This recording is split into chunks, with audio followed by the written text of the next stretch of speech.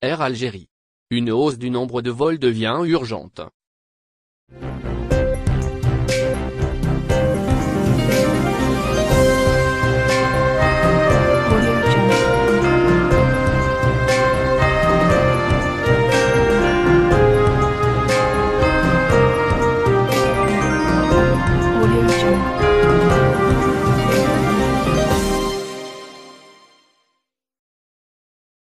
Face au nombre limité des vols vers l'Algérie, la communauté algérienne établie en France n'a pas beaucoup de possibilités. Pour rentrer au pays, les Algériens résidant dans l'Hexagone ont le choix entre 5 compagnies aériennes, dont Air Algérie, qui se partagent les 48 vols au programme chaque semaine, en grande majorité au départ de Paris, Orly et Roissy. Les compagnies aériennes présentes sur le marché font tout pour rentabiliser au maximum les rares vols qui leur sont attribués. Les prix des billets ont atteint des niveaux sans précédent. Il est peu probable que la pression baisse tant que le nombre de vols reste réduit. L'offensive d'Air France et de Transavia. Sur ce marché, les compagnies aériennes ne se battent pas à armes égales. La très puissante Air France et sa filiale, low cost Transavia ont une longueur d'avance sur la concurrence, notamment face à Air Algérie.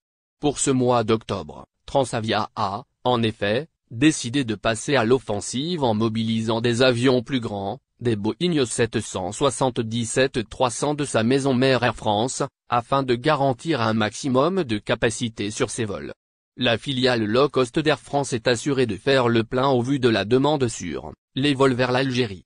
Au total, ce sont 10 vols qui seront opérés chaque semaine en Boeing 777-300 entre Paris et l'Algérie par Air France et sa filiale Transavia, soit 4720 passagers et autant de capacité pour les vols retour. Face à cette nouvelle donne, c'est Air Algérie qui sera pénalisé. Air Algérie face à la concurrence.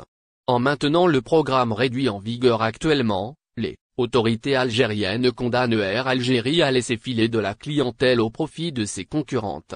Avec ses Airbus A330-202, la compagnie aérienne nationale dispose d'une capacité de seulement 262 passagers par vol. C'est presque moitié moins que ses concurrentes. Une hausse significative du nombre de vols, voire une ouverture totale des frontières, est désormais une urgente nécessité, pour la trésorerie de la compagnie aérienne nationale, en très grosse difficulté financière. Tout plaide en faveur de l'augmentation des vols. La situation sanitaire s'améliore et la vaccination progresse en Algérie. Au niveau des frontières, le protocole en vigueur a prouvé son efficacité. La balle est dans le camp des pouvoirs publics. Pour le porte-parole de la compagnie aérienne nationale, il faut au minimum reprendre à hauteur de 50% du trafic habituel.